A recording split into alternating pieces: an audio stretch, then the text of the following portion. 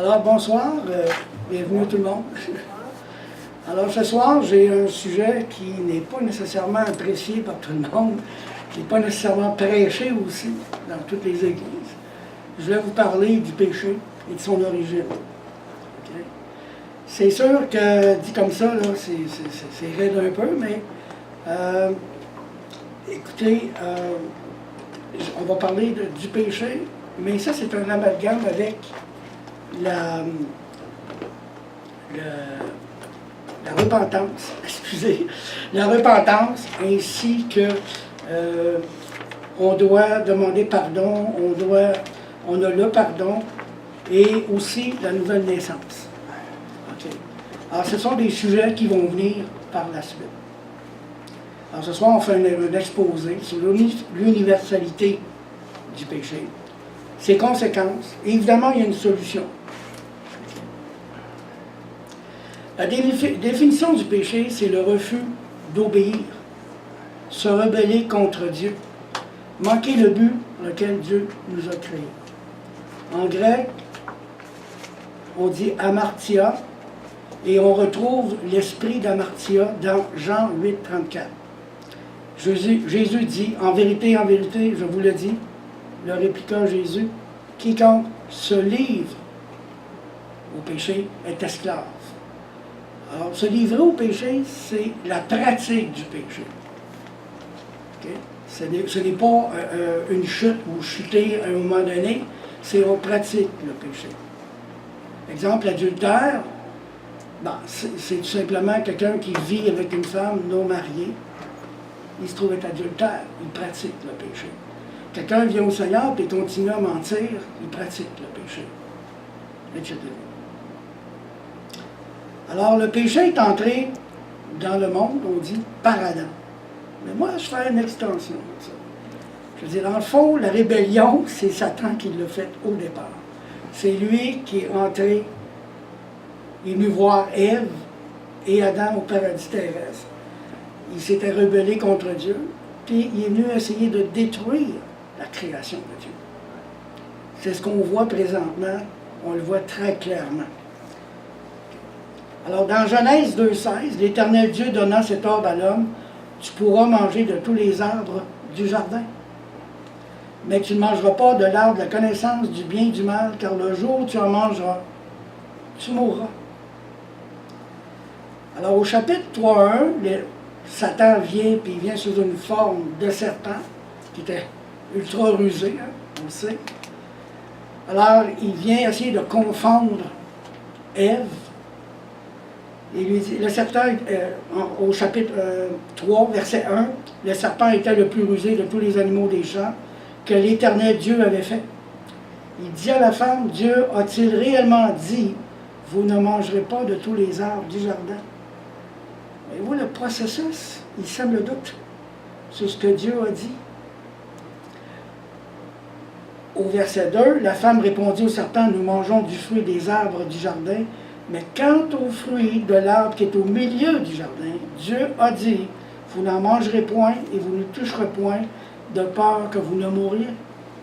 Alors le serpent dit à la femme, mensonge, vous ne mourrez point. OK? Voilà, c'est un menteur. L'ennemi est un menteur. Mais Dieu sait, au verset 5, le jour où vous en mangerez, vos yeux s'ouvriront et que vous serez comme des dieux, connaissant le bien et le mal.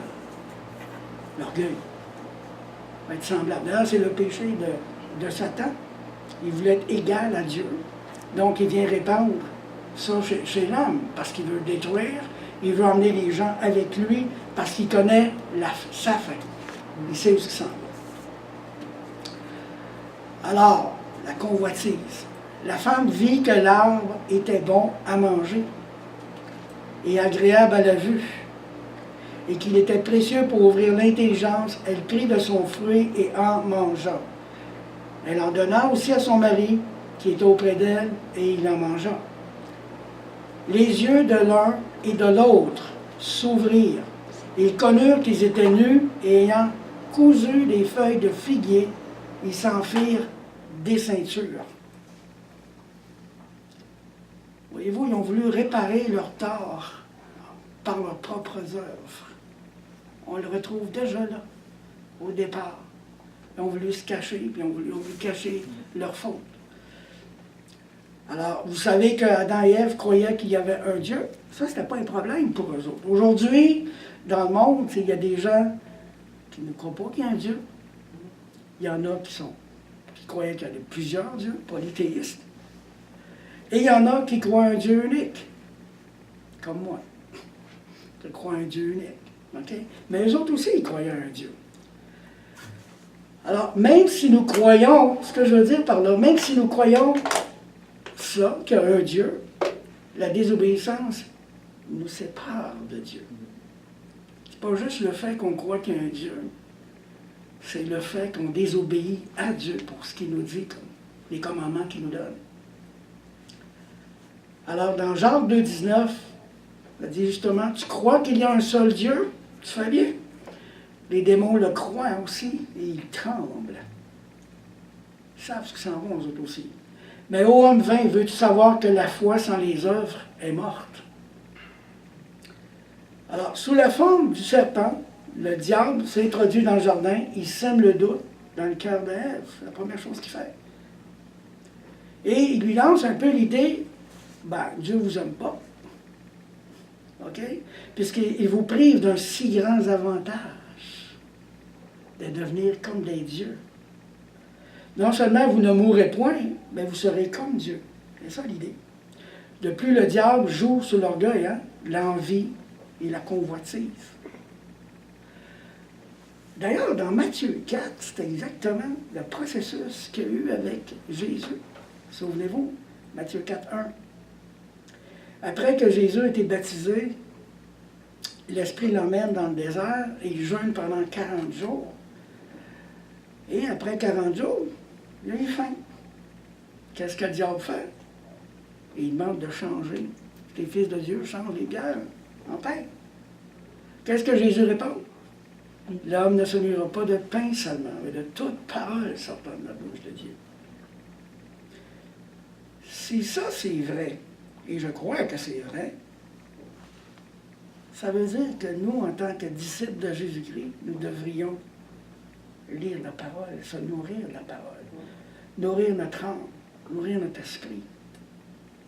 Pas juste une fois semaine, mais tous les jours. Méditer sa parole. Il faut méditer la parole de Dieu. Très important. Pour pas justement se faire avoir avec toutes sortes de mensonges. OK? De ne pas être comme des roseaux, pas même à tout vent. Là. Il y en a un qui vient de dire une chose, puis là tu le crois, puis l'autre dit autre chose, puis tu le crois encore, mais toi tu vérifies jamais dans ta parole, dans la parole, dans la Bible. Alors, dans Jacques 1,14, mais chacun est tenté quand il est attiré et amorcé par sa propre convoitise. OK? Puis la convoitise, lorsqu'elle a conçu, enfante le péché, et le péché étant consommé, produit la mort. Simplement. D'ailleurs, Adam et Ève, à un moment donné, ils sont morts. Adam, il a vécu 930 ans. A pris du temps, mais le péché a travaillé. Adam et Ève n'ont pas été créés pour mourir, mais pour participer à la gloire de Dieu. Il faut bien comprendre ça. C'est important de comprendre ça. C'est le salaire du péché qui mène à la mort. C'est à ça qu'ils ont goûté, finalement.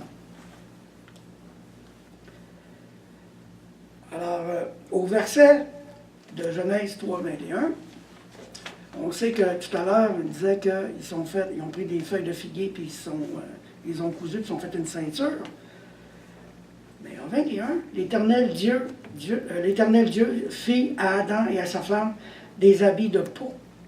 Et il les en revêtit. On voit un signe, pour moi je vois un signe précurseur au sacrifice de l'Ancien Testament. Parce que si Dieu a pris une peau d'animal, il a forcément tué. Il a forcément tué. Et le sang a forcément coulé. On voit déjà là Dieu ce qui s'en va. Le salaire du péché, c'est la mort, puis on va mourir, puis le sang qui nous lave de tout péché doit être versé. Et on le revoit dans l'Ancien Testament aussi. Hein?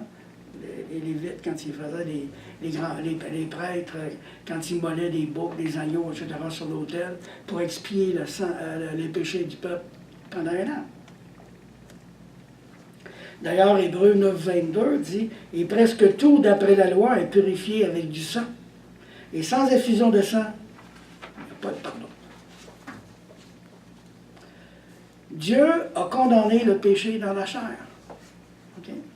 Romains 8, 3, car ce qui est impossible à la loi, parce qu'elle était affaiblie par la chair, Dieu l'a fait en envoyant son propre Fils dans une chair semblable à celle du péché, et pour le péché, il a condamné le péché dans la chair. D'ailleurs, Romains 6, 23 déclare, car le salaire du péché, c'est la mort. Mais le don gratuit de Dieu, c'est la vie éternelle en Jésus-Christ notre Seigneur. Romains 5, 19 nous dit, car comme par la désobéissance d'un seul homme, beaucoup ont été rendus pécheurs, de même par l'obéissance d'un seul, Jésus, beaucoup seront rendus justes.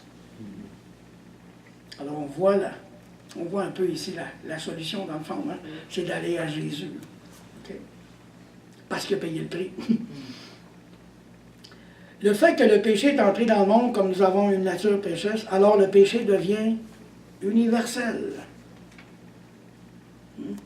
Romains 3, 10, selon qu'il est écrit, il n'y a point de juste, pas même un seul. Okay. Nul n'est intelligent, nul ne cherche Dieu. Être intelligent, c'est chercher Dieu. Tous sont égarés, tous sont pervertis. Il n'y en a aucun qui fasse le bien, pas même un seul. Ma mère disait souvent, c'est rabaisse ton caca. Rabaisser vos petites intentions là, orgueilleuses, dans le fond. Vous connaissez ça? Tu peux rabaisse le caca. Ouais.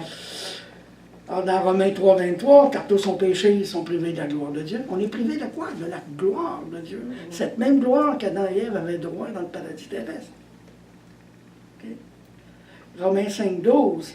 C'est pourquoi, comme par un seul homme, le péché est entré dans le monde, et par le péché, la mort. Et qu'ainsi la mort s'est étendue sur tous les hommes, parce que tous ont péché, sans exception. Dans Éphésiens 2, 3, nous tous aussi, nous étions de leur nombre, et nous vivions autrefois selon les convoitises de notre chair. Avant qu'on vienne à Jésus, on fait exactement la même chose selon la convoitise de notre chair. On désire des biens matériels. L'homme désire une belle femme, la femme désire un bel homme, etc. La convoitise, la sexualité, etc. Alors, selon les convoitises de notre chair, accomplissant les volontés de la chair et de nos pensées. Et nous étions par nature des enfants de colère comme les autres. On n'accomplit pas les volontés de Dieu. On accomplit les volontés de cette chair-là. Romains 8, 19. Aussi la création attend-elle avec un ardent désir la révélation des fils de Dieu. Cette création-là, quand on la regarde, là, a dépéri. Satan, c'est un destructeur, c'est un meurtrier. Et tout ce qu'il essaie de faire, c'est de détruire ce que Dieu a fait. Et en emmener le plus possible avec lui, là où il doit aller. Car la création a été soumise à la vanité, non de son gré, mais à cause de celui qui l'y a soumise, Satan. Okay.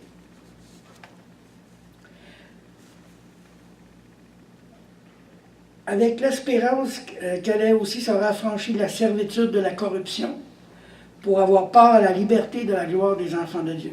Nous serons dans la gloire lorsque ce corps sera transformé en conformité du corps de sa gloire, que nous serons glorifiés avec lui. Vous savez que dans Corinthiens 15, autour des versets 52, Paul explique que ce corps-là n'héritera pas du royaume des cieux, mais qu'on doit en un instant être transformé, revêtir le corps spirituel. Okay? C'est avec ce corps-là qu'on va entrer dans les cieux. Alors, le péché nous a servi, puis ça passe toujours par la convoitise.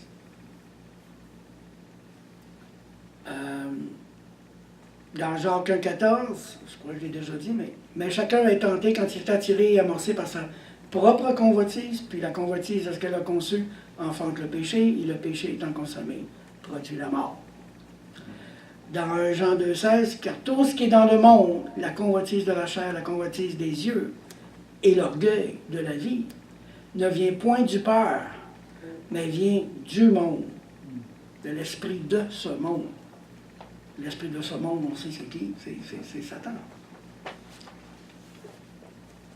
Alors, Paul exhorte aussi, dans Corinthiens, dans 2 Corinthiens 6,14, exhorte les chrétiens à se séparer des influences néfastes qui viennent de l'association avec les non-croyants, avec une relation étroite avec les non-croyants. Il dit, 2 Corinthiens 6,14, « Ne vous mettez pas avec les infidèles sous le joug étranger. Car quel rapport y a-t-il entre la justice et l'iniquité? Ou qu'y a-t-il de commun entre la lumière et les ténèbres? Quel accord y a-t-il entre Christ et Bélial? Ou quelle part a le fidèle avec l'infidèle? Quel rapport y a-t-il entre le temple de Dieu et les idoles? Car nous sommes le temple du Dieu vivant. » Nous sommes le temple du Dieu vivant. Quelle grâce, extraordinaire ça. Comme Dieu l'a dit, j'habiterai et je marcherai au milieu d'eux. Je serai leur Dieu, ils seront mon peuple. C'est dans Exode, j'habiterai dans Exode 29, 45, et dans Lévitique, je marcherai, Lévitique 26, verset 12. Il dit qu'il va venir marcher, habiter parmi nous. Il dit, c'est pourquoi sortez du milieu d'eux et séparez-vous, dit le Seigneur. Ne touchez pas à ce qui est impur et je vous accueillerai. Et là, il y a une promesse. Je serai pour vous un père et vous serez pour moi des fils et des filles, dit le Seigneur Tout-Puissant. C'est pas extraordinaire comme promesse?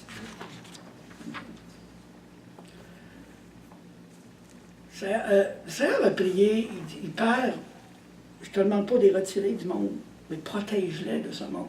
Il est évident que nous devons aller dans le monde répandre la bonne nouvelle, le salut en Jésus-Christ, c'est évident. Mais tout simplement, il faut pas participer à leurs œuvres. C'est ça qui est important. Puis, dans la génération d'aujourd'hui, qu'est-ce qu'on voit?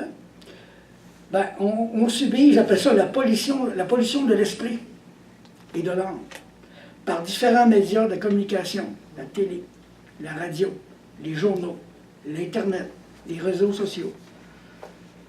Et même dans l'enseignement dans les écoles, nous faisons face de plus en plus à la rage de Satan qui déploie toute la puissance des ténèbres pour détruire. Quand je dis même dans les écoles, c'est incroyable, dans les écoles. Moi, j'avais ma fille en 6e année, puis elle a osé dire que l'homosexualité n'était pas de Dieu. Le professeur suppléant rit d'elle. J'ai d'autres enfants qui étaient à ce moment-là au secondaire 2 ou 3, je ne me souviens plus. Mais le professeur arrive le lundi matin et il raconte ses exploits sexuels de fin de semaine. Non, mais c'est fou, là, le monde dans lequel on vit présentement. Dans le temps de Paul, il dit « Retirez-vous des gens de ce monde. » Mais là, on fait face à plus que ça, là, avec tous les médias d'information, les réseaux sociaux, et ainsi de suite. C'est une vraie calamité. Alors, Paul encourage les disciples de se purifier de tout ce qui corrompt le corps et l'esprit pour mener ainsi une vie pleinement sainte en révérant Dieu. En 2 Corinthiens 7:1, ayant donc de telles promesses, bien-aimés, purifions-nous de toute souillure de la chair et de l'esprit en achevant notre sanctification dans la crainte de Dieu. Ici, la crainte de Dieu, il y a différentes. C'est pas nécessairement la peur, c'est plus dans un sens de révérence. OK? Il faut comprendre qu'il y a des conséquences quand nous transgressons les lois divines et naturelles et sociales, si vous voulez. Romains 12:1, je vous exhorte donc, frères, par les compassions de Dieu, à offrir vos corps comme un sacrifice vivant, saint, agréable à Dieu, ce qui sera de votre part un culte raisonnable. J'aime bien dans Matthieu 6, 33, Jésus, quand il dit « Cherchez premièrement le royaume et la justice de Dieu, et toutes ces choses seront données par-dessus. » C'est important de faire confiance en Dieu, puis chercher le royaume et la justice de Dieu. Dieu, pour voir nos besoins, il faut y faire confiance. Il faut savoir en qui on a cru. Est-ce qu'on sait vraiment qui on a cru? Hey, c'est le créateur de l'univers. Qui est tout puissant, je pense. En plus, il vient habiter en nous. OK? On doit vraiment lui faire confiance. Si on ne fait pas confiance à la parole de Dieu, ce que Jésus dit, on fait quoi? C'est tout ça, c'est faux. On fait quoi? Comme Paul dit, buvons et mangeons, car demain nous mourrons. Ben oui, c'est aussi simple que ça. Alors, on doit s'appuyer sur le Seigneur. On doit savoir à qui on a cru. Moi, quand j'ai la révélation que Jésus n'a pas toujours été auprès du Père, puis que c'est un Dieu, le Dieu unique, puis quand on lit les versets que j'ai lus tantôt, je marcherai au milieu de vous, je habiterai parmi vous.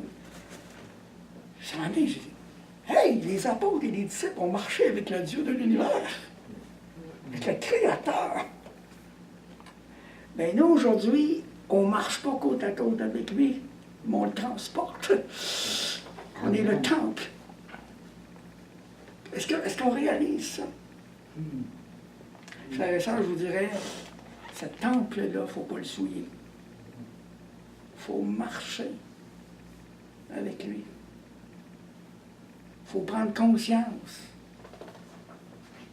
que si on pratique les choses de ce monde, le convoitise, ainsi de suite, on souille le temple.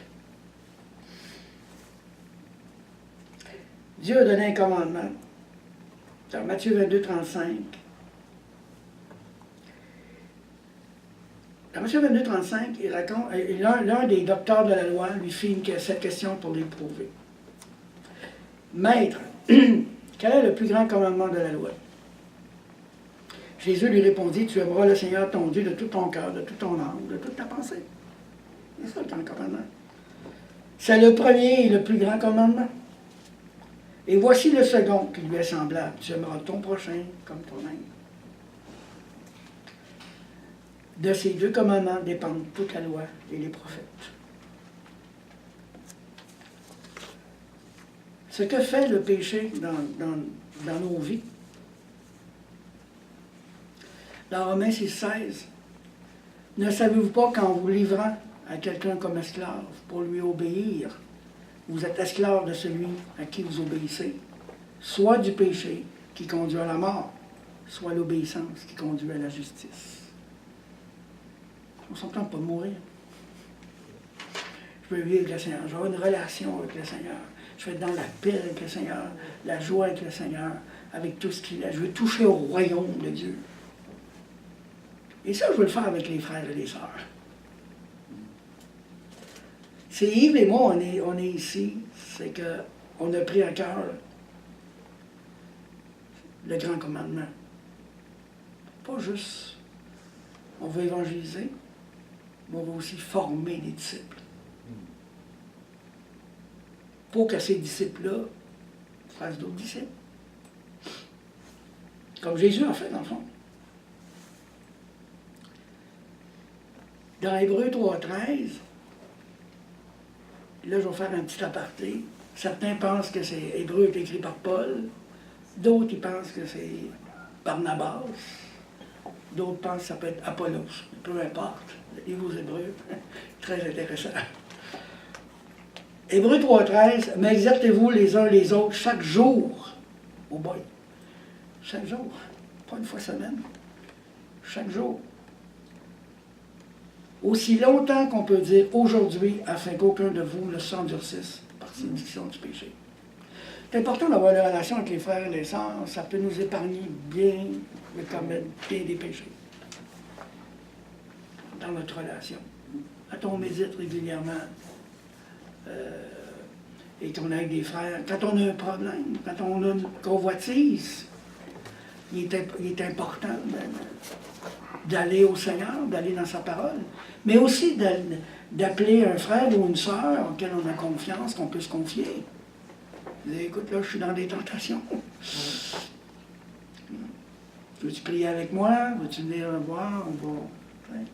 On va s'exhorter ensemble. Très important. Alors, que fait le péché? Bien, Colossiens 3,5, faites donc mourir les membres qui sont sur la terre.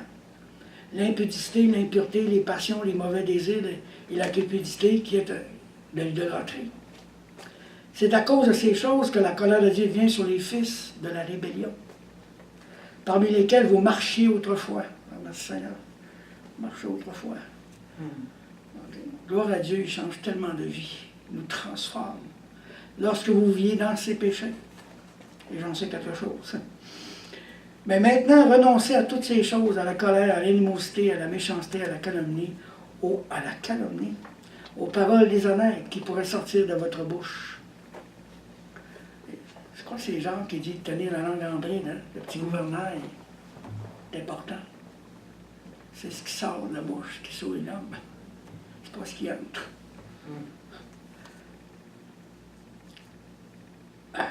Mais maintenant, renoncez à toutes ces choses, à la colère, à l'animosité, de la méchanceté, à la calomnie, aux paroles déshonnêtes qui pourraient sortir de votre bouche. Éphésiens 2:1, vous étiez morts par vos offenses et par vos péchés. On était mort. Mort vivant. Mort spirituel. Mort de l'âme. Dans Marc 7:20, Jésus dit encore, ce qui sort de l'homme, c'est ce qui sort de l'homme. Car c'est du dedans, c'est du cœur des hommes que sortent les mauvaises pensées, les adultères, les impudicités, les meurtres. Et maintenant, on est souvent provoqué par tous les médias dont je parlais tout à l'heure.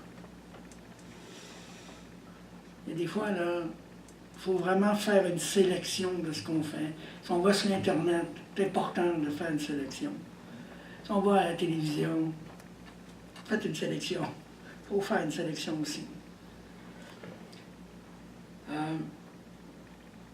Car c'est du dedans, c'est du cœur des hommes que sortent les mauvaises pensées, les adultères, les impudicités, les vols, les cupidités, les méchancetés, la fraude, le dérèglement, le regard envieux, la calomnie, l'orgueil, la folie. Toutes ces choses mauvaises sortent du dedans et souillent l'homme. Spécial, hein? Il y a les sorties des versets qui font ressortir un peu ces deux aspects. Tous les hommes sont égaux en ce qui concerne le péché. Ils ont tous une égale culpabilité devant Dieu. Il n'y a pas de petit ou de grand péché. Un péché, c'est un péché. L'exemple des deux brigands. Alors, dans Luc 23:39, l'un des malfaiteurs crucifiés l'injuriait, disant, « N'es-tu pas le Christ? Sauve-toi toi-même et sauve-nous. » Mais l'autre le reprenait et disait, « Ne crains-tu pas Dieu, toi qui subis la même condamnation? » Tu ne reconnais pas que celui qui est crucifié entre nous deux, c'est Dieu. Dans sa chair, évidemment. Pour nous, c'est justice, car nous recevons ce qu'ont mérité nos crimes. Mais celui-ci n'a rien fait de mal. Et il dit à Jésus, « Souviens-toi de moi quand tu viendras dans ton règne. » Jésus lui répondit, « Je te le dis en vérité, aujourd'hui, tu seras avec moi dans le paradis. » Il y a l'histoire, le jeune homme riche aussi. Un chef interrogea Jésus et dit, « Bon maître, que dois-je faire pour hériter la vie éternelle? » Jésus lui répondit, « Pourquoi m'appelles-tu bon? Il y a de bon que Dieu seul. Tu connais les commandements, tu ne commettras point d'adultère, tu ne tueras point, tu ne déroberas point, tu ne diras point de faux témoignages, honore ton père et ta mère. » J'ai, dit-il, observé toutes ces choses de ma jeunesse. Jésus, ayant entendu cela, lui dit, « Il te manque encore une chose. Vends tout ce que tu as, distribue-le aux pauvres, tu auras un trésor dans les cieux, puis viens et suis-moi. » Lorsqu'il entendit ces paroles, il devint tout triste, car il était très riche. Jésus, voyant qu'il était devenu tout triste, dit qu'il est difficile à ceux qui ont des richesses d'entrer dans le royaume de Dieu. Car il est plus facile à un chameau de passer par le trou d'une aiguille qu'à un riche d'entrer dans le royaume de Dieu.